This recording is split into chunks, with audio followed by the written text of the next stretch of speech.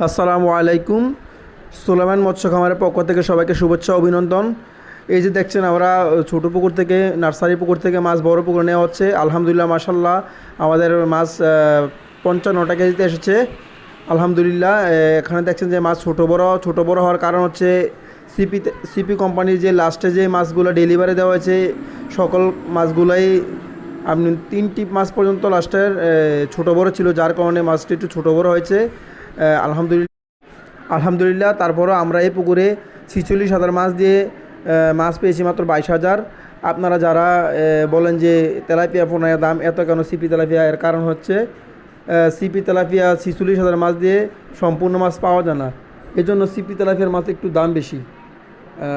তারপরে আমরা এই পুকুরে শীতের পরিচর্যার কারণে কিছু মাছ কাটা গিয়েছে। যাই হোক, আমরা একটু বেকাল। হ্যাঁ।